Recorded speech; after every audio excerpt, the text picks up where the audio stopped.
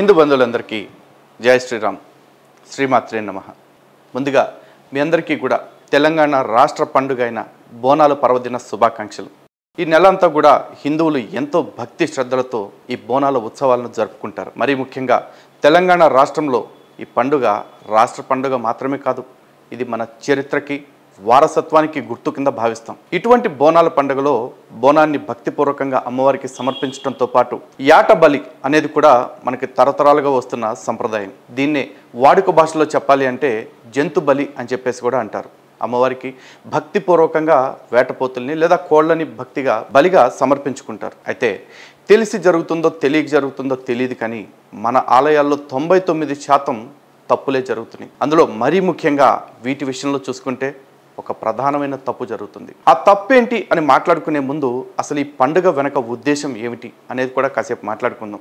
ఎందుకంటే తరతరాలుగా జరుగుతున్న తప్పుని సరిదిద్దుకోవాలనుకుంటున్నాం కాబట్టి ఈ వీడియోని కాస్త ఓపికగా చివరిదాకా చూడండి. ముందుగా బోనాల పండుగ గురించి మాట్లాడుకుంటే, బోనాల పండుగనే కాదు, హిందువులు జరుపుకునే ప్రతి పండుగ వెనక కూడా 5 రకాల కారణాలు ఉంటాయి.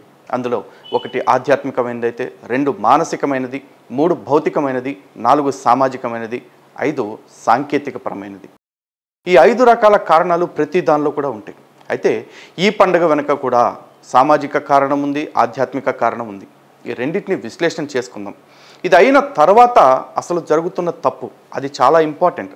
దాన్ని ఖచ్చితంగా ప్రతి ఒక్కళ్ళు చూస్తారని ఆశిస్తున్నాను. అయితే ఈ పండుగలో మనం జరిపే ఈ జంతు బలి కార్యక్రమం వెనకాల ఉన్న ఆధ్యాత్మిక కారణం ఏమిటి అంటే కనుక, ఈ జంతు బలి అనేది కేవలం మనకి కొవ్వెక్కువ, లేకపోతే అమ్మవారికి జంతువుల మీద ఆశ ఎక్కువయ్యో, రక్తం మీద ఆశ ఎక్కువ కాబట్టో మనం ఇవ్వట్లా.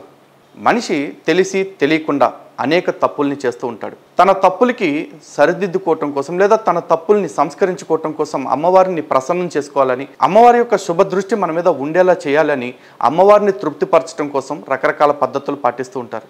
హిందువుల్లో అనేక పద్ధతులు ఉన్నాయి. అందులో దక్షిణాచారం ఒక పద్ధతి అయితే వామాచారం ఒక పద్ధతి. ఈ వామాచారంలోని తాంత్రిక విధానాల్లో ఈ బలి కార్యక్రమాలు కూడా ఉంటాయి. అయితే ఈ బలి ఆషామాషిగా చేయరు. ఈ బలి ఇచ్చే ముందు సాధకుడు, అంటే ఎవరైతే ఆ యాటని బలిగా ఇవ్వాలి అనుకుంటున్నారో తన కుటుంబం తరఫున తను పూజలు నిర్వహించి ఒక పవిత్రమైన లేకపోతే ఒక మంత్రపూర్వకమైన ఖడ్గం ఏదైతే ఉంటుందో లేదా కత్తి ఏదైతే ఉంటుందో దాంతో వేటపోతు యొక్క తలని లేదా కోడి యొక్క తలని ఖండింపజేస్తారు. ఆ తర్వాత వచ్చిన రక్తం ఏదైతే ఉందో ఆ రక్తం మొత్తం కూడా ఒక పాత్రలోకి పట్టి ఆ పాత్రలో ఉన్న రక్తంతో సహా అమ్మవారికి నైవేద్యంగా చెల్లించి అమ్మవారిని ఆశీర్వదించమని కోరుకుంటాడు. అయితే దీనికి ముందు ఏం జరుగుతుంది అంటే, ప్రతి మనిషికి కూడా తన శరీరంలో 5 ప్రాణాలు ఉంటాయి. అవే ప్రాణ, వ్యాన, ఉదాన, సమాన, అపానాలు. ఈ 5 వాయువుల్ని కూడా ఆ జంతువు యొక్క శరీరంలోకి ప్రవేశపెడతారు. మంత్రపూర్వకంగా జరుగుతుంది ఇది. ఇదంతా మన కళ్ళకు కనిపించకపోవచ్చు. సైంటిస్టులు లేకపోతే మిగతా వాళ్ళు చెప్తున్నట్టు టెస్ట్ ట్యూబ్లు లేకపోతే ఆపరేటర్స్లు పెట్టి మనం అది నిరూపించలేకపోవచ్చు. కానీ భక్తిగా మనం చేస్తున్నప్పుడు ఆ భక్తికి విశ్వాసమే ప్రధానం. ఈ విధంగా మన 5 ప్రాణాలని కూడా ఆ జంతువులకి ప్రవేశపెట్టి మనల్ని మనమే ఆవిడికి సమర్పించుకున్నట్లుగా భావన చేస్తూ ఆ జీవిని బలిస్తాము. దాంతోపాటు మన కోసం తను బలవుతుంది కాబట్టి ఆ జీవికి భవిష్యత్తులో అంటే రాబోయే జన్మల్లో ఉత్తమమైన జన్మ రావాలి అని చెప్పేసి ఆ జీవి కోసం కూడా మనం కోరుకుంటాం మంచిని. ఎందుకంటే సనాతన ధర్మం స్వయంగా చెప్తుంది, శన్నో అస్తు ద్విపదే శం చతుష్పదే, అంటే 2 కాళ్ళ మీద నిలబడే మనుషులమైన మనకే కాదు, 4 కాళ్ళ జంతువులు ఏవైతే ఉన్నాయో ఆ పశువులకి కూడా ఎల్లప్పుడూ శుభం కలగాలి అని కోరుకునేంత గొప్ప ధర్మం సనాతన ధర్మం. కాబట్టి మనం బలిచ్చే ముందు ఈ క్రతువు కూడా జరుగుతుంది. ఇది దీని వెనకాల ఉన్న ఆధ్యాత్మిక రహస్యం. ఇక సామాజిక కారణం ఏమిటి అంటే, ఈ బోనాల పండుగ వస్తున్న సీజన్ మీరు చూడండి, ఆషాఢ మాసం అంటే తొలకరి అయిపోయి వర్షాకాలం మొదలవుతున్న సమయం ఇది. కాబట్టి అప్పుడు దాకా ఎండలతోటి భూమి అంతా కూడా చాలా తాపంతో వేడితోటి ఉంటుంది. ఒక్కసారిగా వర్షాలు పడిన తర్వాత ఆ భూమి నుంచి అనేక రకాల క్రిములు లేకపోతే వైరస్లు పుట్టే అవకాశం ఉంది. దానివల్ల ఎంతోమంది వైరల్ ఫీవర్స్కి ఎఫెక్ట్ అయ్యే అవకాశం ఉంది. కాబట్టి ఈ సీజనల్ రోగాల్ని తట్టుకోవాలి అంటే మనుషులకి కొంత ప్రోటీన్ కావాలి. ఆ ప్రోటీన్ దేని ద్వారా అందుతుందంటే, నిత్యం మనం తినే ఆహారం ద్వారా కొంత అందినా కూడా శరీరానికి మాంసకృతులు కూడా కావాలి. కాబట్టి ఈ సీజన్లో ఏదైతే ఉంటుందో ఆ సీజనల్గా ఈ నాన్ వెజ్ తినటం వల్ల వాడికి శక్తి పొందుతాడు. కాబట్టి అమ్మవారి పేరుతో నైవేద్యంగా అర్పించి ఆ మాంసాన్ని భోజనంగా తీసుకుంటే ఆ సీజన్కి సరిపడా తట్టుకోగలిగే ప్రోటీన్ అందుతుంది అన్న ఉద్దేశంతో చెప్పడం జరిగింది. అఫ్కోర్స్ ఇక్కడ కొంతమంది వితండవాదులు అడగవచ్చు, మరి నాన్ వెజ్ తింటే బలం వస్తుంది కాబట్టి మన వల్ల నాన్ వెజ్ మేము తినమంటున్నాము, మరి మీరెందుకు తిననివ్వట్లేదు అని చెప్పేసి అంటారు. అలా నాన్ వెజ్ తినటం వల్ల బలం వస్తుంది అని గనక ఒకవేళ చెప్పాల్సి వస్తే నిజంగా మనుషులకి అడ్డు అదుపు ఉండదు. తను బలంగా ఉండటం కోసం, తను బలవటం కోసం ప్రతిరోజు జీవులన్నీ చంపుకుంటూ వెళ్ళిపోతే బయోలాజికల్ డైవర్సిటీ అనేది ఏదైతే ఉందో అది పూర్తిగా దెబ్బతింటుంది. కాబట్టి ఆ పరిస్థితి రాకుండా ఉండటం కోసం పెద్దవాళ్ళు ఎంతో ఆలోచించి ఇలాంటి కట్టుబాట్లని పెట్టారు. అయితే ఈ జంతు బలులు ఇచ్చుకోవటం ఈ ఒక్క సీజన్లోనే జరగదు, శరన్నవరాత్రుల కాలంలో కూడా జరుగుతుంది. అంటే అప్పుడు వర్షాకాలం వెళ్ళిపోయి శీతాకాలం ప్రారంభం అయ్యే సమయం. అదేవిధంగా సంక్రాంతి పర్వదినం తర్వాత కూడా చూసుకుంటే కనుమ అప్పుడు కూడా చాలామంది నాన్ వెజ్ తినే సంప్రదాయం పెట్టుకుంటారు. అంటే అప్పుడు శీతాకాలం వెళ్ళిపోయి ఎండాకాలంలోకి ఎంటర్ అయ్యే సమయం. అంటే కాలాలు మారుతున్న ప్రతిసారి కూడా రోగనిరోధక శక్తి పెరగటం కోసం, మనుషులకి శరీరానికి సరిపడా ప్రోటీన్ అందటం కోసం చేసిన ఏర్పాటే తప్ప దేవత మనం ఇచ్చే జంతువు మాంసం తింటుందనో రక్తం తాగుతుందనో కాదు. అన్నీ ఇచ్చే తల్లి మన నుంచి ఏదో ఆశిస్తుంది అనుకోవటం కూడా మన అమాయకత్వమే. దాంతోపాటు ఈ బోనాల్లో ఉన్న గొప్ప సంస్కృతి ఏంటంటే చాలామంది పసుపు వేప కలిపిన నీళ్లని తీసుకుని వెళ్ళి పూర్వకాలంలో ఊరంతా కూడా చల్లేవాళ్ళు. కారణం ఏంటి? ఇందాక చెప్పాను కదా, ఎండాకాలంలో భూమిలో ఉన్న తాపం ఏదైతే ఉందో ఆ తాపం మొత్తం ఒక్కసారిగా వర్షం పట్టడం వల్ల దాంతో రసాయనిక చర్య జరిగి రకరకాల క్రిములు పుట్టే అవకాశం ఉంది. అవి పుట్టకుండా ఉండటం కోసం ఒక రకమైన శానిటేషన్ ప్రాసెస్ అని చెప్పేసి అనుకోవాలి. ఎందుకంటే గతంలో మీరు చూసుంటారు, కోవిడ్ వచ్చిన సమయంలో కూడా శానిటైజర్స్ రోడ్ల మీద చల్లారు. ఈ రోజున్న అడ్వాన్స్డ్ టెక్నాలజీతో కెమికల్స్తో తయారు చేసిన శానిటైజర్స్ని చల్లారు. ఆ పూర్వకాలం నుంచి వస్తున్న ఆచారాల్లో చూసుకుంటే కనుక పసుపు వేప వీటిని మనం పర్టికులర్గా యాంటీబయాటిక్స్గా భావిస్తాం కాబట్టి ఆ యాంటీబయాటిక్స్ తోటి ఇవన్నీ జరిపించేవాళ్ళు. సో ఇది ఈ పండుగ వెనకాల ఉన్న సామాజిక కారణం. వ్యక్తుల్ని బలవంతులుగా శక్తివంతులుగా తయారు చేసి రోగ పీడితులు కాకుండా ఉండటం కోసం పెట్టిన ఆచారాలు ఇవన్నీ కూడా. సో పండగ చేసుకోవటం మంచి విషయం. అయితే ఆ పండగ ఎందుకు చేసుకుంటున్నాము అని తెలుసుకుని జరుపుకోవటం ఇంకా అవసరం. లేదంటే ఎవడెవడో అజ్ఞాన వేదికల వాళ్ళు వచ్చేసి ప్రతి అడ్డమైన లేవలేని గాళ్ళు వచ్చేసి మనకి చెప్తూ ఉంటారు మీ ఆచారాలన్నీ తప్పు, మూఢనమ్మకాలు అని చెప్పేసి. మన ఆచారాలు ఏవి మూఢనమ్మకాలు కాదు. ప్రతి దాని వెనకాల కూడా సశాస్త్రీయమైన విధానాలతో ఆలోచించి చెప్పిన పెద్దల యొక్క దీర్ఘదర్శనం ఉంది. కాబట్టి తెలుసుకుని ఇలాంటి పండుగలు జరుపుకోండి, ఆచార సంప్రదాయాల బద్ధంగా జరుపుకోండి. అందరం కూడా సంతోషంగా ఉండాలి. మన పండుగలన్నీ కూడా కుటుంబ బంధాలు బాంధవ్యాలు పెంచడానికన్న విషయం అర్థం చేసుకోండి. అయితే ఇంత ఆచారాలతోటి, ఇంత సంప్రదాయాలతోటి, ఇంత భక్తితోటి, నిష్టతోటి మనం జరుపుకునే పండుగలో మనకే తెలియకుండా మనం అతి పెద్ద తప్పు చేస్తున్నాం. అదేంటో తెలుసా? మనం ఇస్తున్న వేటపోతులు, లేకపోతే మనం కోస్తున్న కోడి పుంజులు లేదా కోళ్ళు ఏవైతే ఉన్నాయో వాటన్నిటిని కూడా మనం అమ్మవారికి పెడతానికంటే ముందు ఒక పకీరుని తీసుకొచ్చి, ఒక బికారిగాన్ని తీసుకొచ్చి మనం వాటిని హలాల్ చేపిస్తూ ఉన్నాం. ఈ హలాల్ అనేది ఎంత దారుణమైంది, ఎంత ప్రమాదకరమైందో మీలో ఎవరికైనా తెలుసా? నిజమే, చాలామంది అనొచ్చు ఈ ముస్లిమ్స్ చెప్తారు, లేకపోతే కొంతమంది ఆ ముస్లిమ్స్ని సమర్థించే కుహనావాదులు చెప్తారు.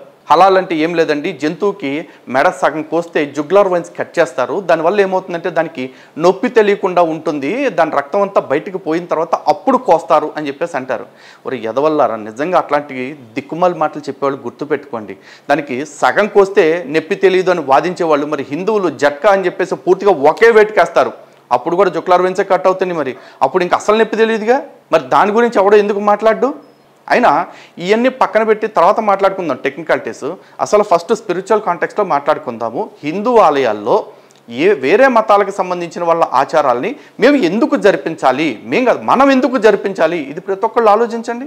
అసలు మాట్లాడే ప్రతి ఒక్కడికి లేదంటే హలాల్ చేస్తే తప్ప మేము అమ్మవారికి కోడిని పెట్టడం లేకపోతే మేకను పెట్టమని మాట్లాడుతున్న అమాయక హిందువులందరికీ కూడా ఒక విషయం అర్థం కావాలి. హలాల్ అంటే ఏంటో తెలుసా? ఆమోదయోగ్యమైనది, అనుమతించబడినది అని చెప్పేసి అంటారు. ఎవడు అనుమతించాలి? ఎవడికి కావాలి పర్మిషను? మనకు పర్మిషన్ కావాలంటే ఇంకెవడో వచ్చి నా అమ్మవారికి నేను పెట్టే బోనానికి నేను పెట్టే బలికి ఎవడో వచ్చి పర్మిషన్ ఇవ్వాలా? అంటే ఇప్పుడు నేను వాడికి బానిసనా లేకపోతే నా తల్లి వాడికి బానిసా? ఏది కాదు కదా. నాకంటూ ఒక ఆచారం ఉంది కదా, దాన్నే కొన్ని ప్రాంతాల్లో జట్కా అంటున్నారు, కొన్ని ప్రాంతాల్లో మురదాడు అంటున్నారు. ఆ ప్రకారం చేయండి. అయినా కట్ చేయాల్సింది మన ఆలయాల్లో ఎవరు? ఆయా కుల వృత్తులు చేసుకోవటానికి ప్రతి ఆలయంలో మన వాళ్ళు ఉన్నారు. మేకను కొయ్యటానికి ఒకళ్ళు ఉంటే ఆ మేకని మాంసం కింద కొట్టడానికి ఇంకొక కులం ఉంది. అటువంటి చాకల కులం వాళ్ళు కొంతమంది ఎవరైతే ఉన్నారు కొన్ని చోట్ల వాళ్ళు చేస్తుంటారు, కొన్ని చోట్ల ఆర్య కటికలను ఉన్నారు, అలాంటి వాళ్ళు ఉన్నారు. వాళ్ళకి ఇవ్వండి. ఆ కుల వృత్తి చేసుకోవటానికి సిద్ధంగా ఉన్న వాళ్ళని గౌరవించండి, వాళ్ళకి ఉపాధిని కల్పించండి. ఇది కాకుండా ఒక తురకని తీసుకువచ్చి, తురకంటే మళ్ళీ లేడీస్ వస్తారెవరే, పూర్వకాలంలో టర్కీ నుంచి కొట్టుకొచ్చారు కాబట్టి ఇప్పటికి కూడా టర్కీలో ఉన్న ఖలీఫాని తీసుకొచ్చి మాకు రాజుగా ఊహించుకుంటున్నారు కాబట్టి మిమ్మల్ని మీరు అందుకే మిమ్మల్ని తురకలని అంటున్నారు అనమాట. దాన్ని ఏదో భూతానికి చచ్చిపోతాడు మళ్ళీ. ఆ తురకల్ని తీసుకొచ్చి మనం మేకను గోపిస్తాను అంటున్నారే, ఆడి కోపించి 300, 500, 700 వాడికి ఇవ్వాల్సిన అవసరం మనకేంటి? ఏ మసీదులో అయినా సరే ఏ ఒక్క ఆచారమైనా అయ్య బాబోయ్ ఇది కంపల్సరీ హిందువే వచ్చి చేయాలి అని ఎవడైనా మాట్లాడుతున్నాడా? ఎవడో చేయడే. మరి మనకు మాత్రం ఎందుకు వచ్చిన ఆచారం అసలు? అంటే నేను నా అమ్మవారికి పెట్టుకునే యాటపోతిని, నేను నా అమ్మవారికి ఇచ్చే బలి ఏదైతే ఉందో ఆ జీవిని నేను ఫస్ట్ ఎవరి దగ్గర పర్మిషన్ తీసుకుని ఎవరికో సమర్పించి అక్కడ తెచ్చిన ఎంగిలి కూటిని తెచ్చి నా తల్లికి నేను నైవేద్యం పెట్టాలా? సిగ్గు అనిపిస్తుందా కొంచెం ఉన్నా మీకు? మనం ఇంట్లో చిన్న పాయసమో లేకపోతే ప్రసాదమో చేసి అమ్మవారికి నైవేద్యం పెట్టాలంటే మన ఇంట్లో మన పిల్లోడు వచ్చి నాకు కొంచెం పెట్టు అంటే స్వామికి పెట్టిన తర్వాత లేదా అమ్మవారికి పెట్టిన తర్వాతే మనం తినాలి అని చెప్పి శుద్ధులు చెప్తారుగా. అంటే నీ కొడుకు ఎంగిల్ చేసింది లేకపోతే నీ ఇంట్లో పిల్లవాళ్ళు ఎంగిల్ చేసింది నువ్వు అమ్మవారికి పెట్టడానికి బాధపడుతున్నావే, మరి ఎవడో దేవుడికి పెట్టేసి తెచ్చిన ఎంగిలి కూటిని తెచ్చి నా అమ్మవారికి బోనం అని పెడతాను అంటే మరి నాలాంటోడు ఏం చేస్తాడు? మాట్లాడ్డా? మళ్ళీ చెప్తున్న ప్రతి ఒక్కళ్ళకి మనం పండగల్ని ఖర్చు పెట్టి చేస్తున్నాం, ఆర్భాటంగా చేస్తున్నాం, అన్నీ చేస్తున్నాం. కానీ కాస్త శ్రద్ధ పెట్టి, కాస్త భక్తి పెట్టి, కాస్త ఆచార నిష్ట పెట్టి చేసుకుందాం. లేకపోతే నువ్వు ఎన్ని ఆటలు కోసినా 100 ఆటలు కోసినా సరే అమ్మవారు నిన్ను అనుగ్రహిస్తుంది అనేది అబద్ధమే. ఎందుకంటే మన సనాతన ధర్మానికి మూలం భక్తి శ్రద్ధలు. ఎందుకంటే భక్తి ఉండటం ఎంత ఇంపార్టెంటో ఆ భక్తిని శ్రద్ధాపూర్వకంగా పాటించడం కూడా అంతే ఇంపార్టెంట్. ఇవి పాటించలేనప్పుడు నేను హిందువుని, నేను అమ్మవారి భక్తుడిని అని చెప్పేసి నువ్వు కాళ్ళు రగరేసుకుంటే వచ్చింది ఏమీ లేదు, ఇది తప్ప. కాబట్టి ఇప్పటికైనా మేల్కోండి. హలాల్ అంటే ఎంగిలి కూడు. అండ్ మోరోవర్ అసలు ఎంగిల్దా బొంగిల్దా తర్వాత విషయం పక్కన పెడదాం. అది మన మతాచారం కాదు, మన హిందువుల ఆచారం కాదు. వాడి ఆచారం వాడి చోట్లలో, వాడి మసీదులో కోసుకుంటాడా, దర్గాలో కోసుకుంటాడా, లేకపోతే ఇంట్లో కోసుకుంటాడా, లేకపోతే వీధుల్లో కోసుకుంటాడా, వాళ్ళ ఇష్టం. ఎందుకంటే అది వాళ్ళకి ఆమోదించదగింది, వాళ్ళు ఆమోదం తీసుకోదగింది. వాడు బిస్మిల్లా అనుకుంటాడో కుర్బానీ అనుకుంటాడో వాడి ఇష్టం. ఆడెవడో ఆచారం తీసుకొచ్చి నా ఆలయాల్లో పెడతాను అంటే మాత్రం నేనే కాదు ప్రతి హిందువు కూడా, ప్రతి అమ్మవారి భక్తుడు కూడా దీన్ని ఖండించాలి.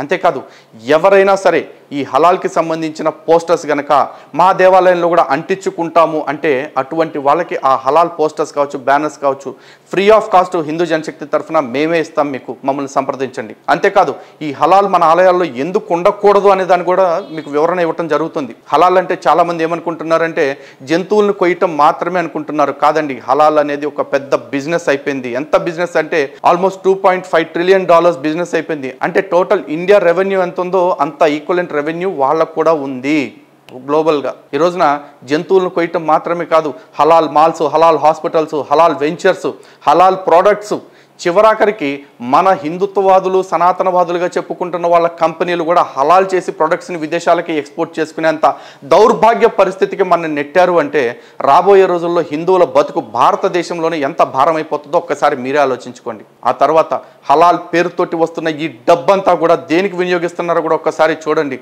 తీవ్రవాద కేసుల్లో ఇరుక్కున్న వాళ్ళకి న్యాయ సహాయం అందించడానికి, లేదా కొన్నిసార్లు నేరుగా తీవ్రవాద కార్యక్రమాల్లో పాల్గొనే వారికే వెళ్తున్నట్టుగా కూడా మనం అనేక వార్తలు వింటూ ఉన్నాం. అందుకే హలాల్ అనేది కేవలం మతపరమైన సంప్రదాయంగా మాత్రమే లేదు, ఈ రోజున ఒక వ్యాపారాత్మకం అయిపోయింది. అండ్ ఆ వ్యాపారం కూడా హిందువులను అడ్డం పెట్టుకునే చేసుకుంటున్నారు. ఆ తర్వాత దాని మీద వచ్చే డబ్బులతో హిందువులకే వెన్నుపోట్లు పొడుస్తున్నారు. కాబట్టి ఇట్లాంటి వ్యాపారాలన్నింటినీ కూడా మనం ఖండిద్దాం. హిందూ దేశ్కి బంధు అన్న నినాదాన్ని ప్రతి ఒక్కళ్ళం వినిపిద్దాం. హిందువునని చెప్పుకునేందుకు గర్విద్దాం. మన ఆలయాల్లో మన ఆచారాలు మాత్రమే ఉండాలి. ప్రతి ఒక్కరికి చెప్తున్నా, say no to halal, boycott halal in Hindu టెంపుల్స్గా కాదు, హిందూస్ బాయ్కాట్ హలాల్.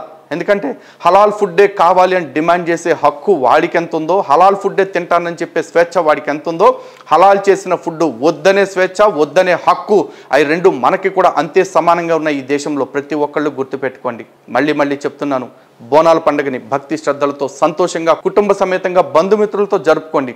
కానీ వితౌట్ హలాల్. శ్రీమాత్రే నమః.